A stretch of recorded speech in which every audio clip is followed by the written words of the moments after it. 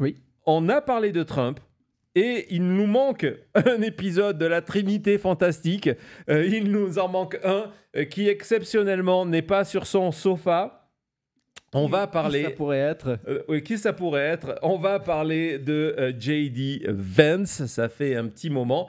Le sujet, c'était le mensonge. On aurait pu dire le nouveau mensonge de Vance. Mais celui-là, vous allez voir, il n'est pas d'une importance folle, mais il est pas mal. Donc, on retourne, hop, en arrière, le 15 mars, et J.D. Vance reçoit, en tant que vice-président des États-Unis, il reçoit le Premier ministre irlandais qui vient ici, parce que voilà, c'est extrêmement important d'avoir de bonnes relations économiques avec les États-Unis. En cette période, on est avant que Trump annonce ces fameux frais douaniers, donc on va être certain de bon côté, et on vient voir J.D. Vance qui reçoit, vous voyez, il y a un petit peu du vert de partout, J.D. à la cravate verte, la femme Mary, la femme du Premier ministre, est habillée tout en vert, et J.D. Vance nous a même sorti les chaussettes de compétition, la chaussette irlandaise avec le trèfle à 4 feuilles. Pourquoi c'est J.D. Vance qui a reçu le Premier ministre irlandais et c'est pas Trump? Parce que J.D. Vance est originaire de l'Irlande. On va voir, c'est une partie extrêmement importante de son histoire.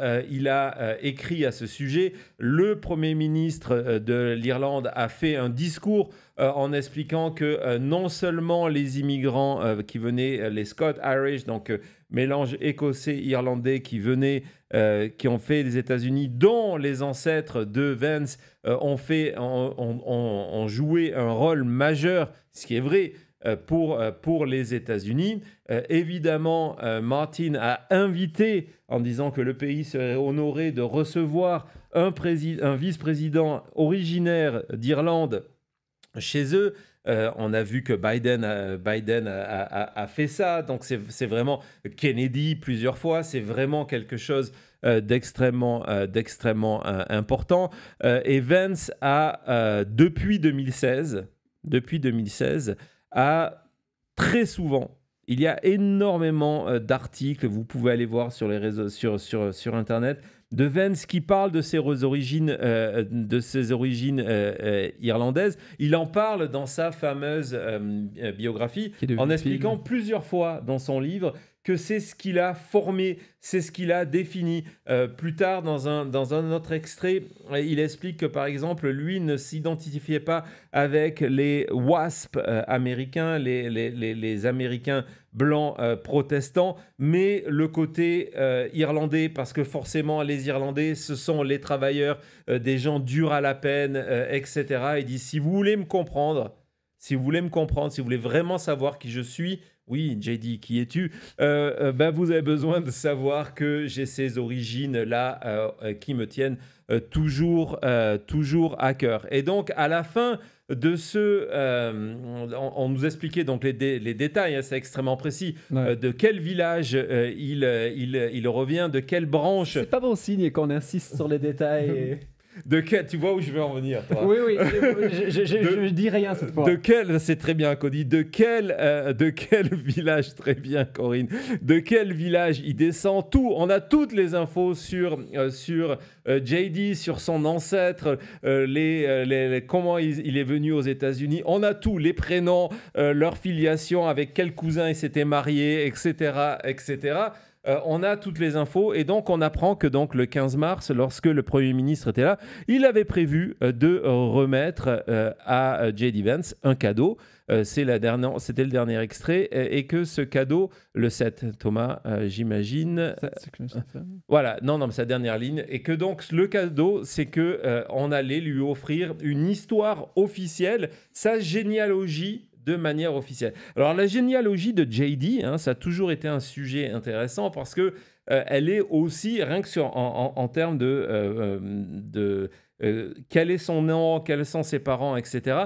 C'est déjà, si tu peux montrer l'illustration suivante, Thomas, c'est déjà relativement compliqué. Vous allez voir, ça c'est les efforts qu'ont fait USA Today pour essayer de comprendre déjà le nombre de maris et qui étaient les maris qui ont été avec la mère de J.D. Vance.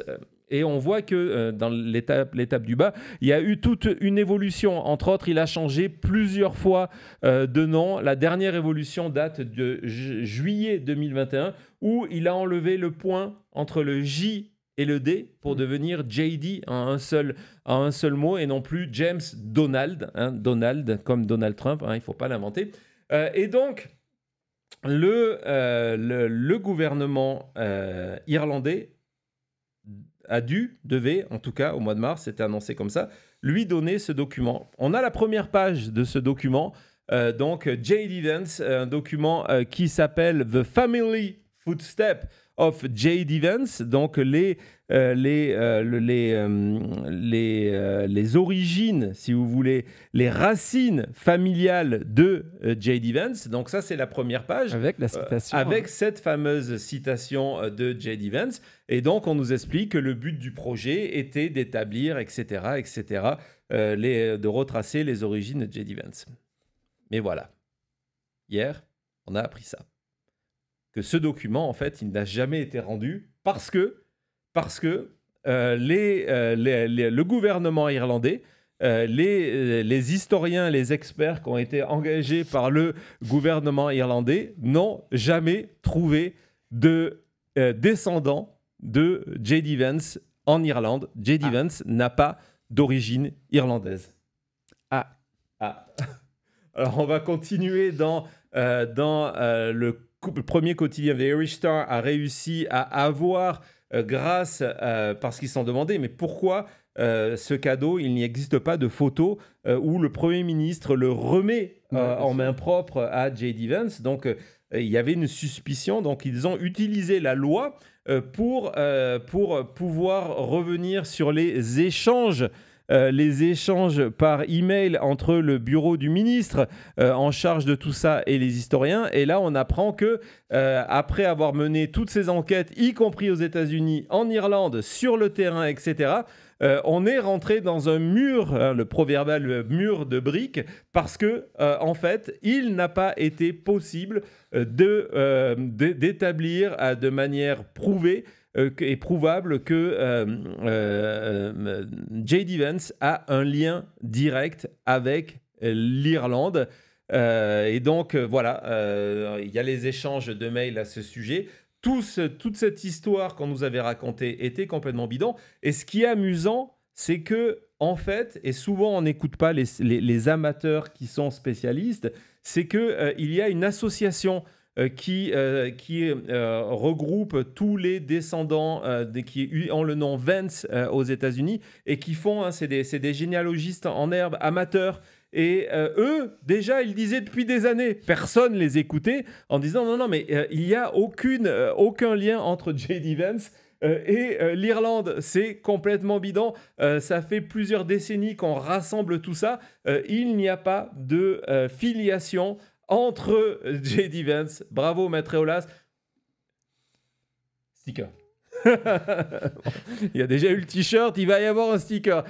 Donc oui, J.D. aurait menti. Non. Et pourquoi il a menti, justement, l'explication est extrêmement importante, parce que ça lui permettait, comme je vous le disais, de montrer qu'il venait de cette espèce d'identité de la classe ouvrière blanche, ce qui était nécessaire pour être candidat dans l'Ohio, et puis après être candidat à la vice-présidente, disant écoutez, moi je suis un mec comme vous, j'ai les mêmes origines. Et non, c'est faux.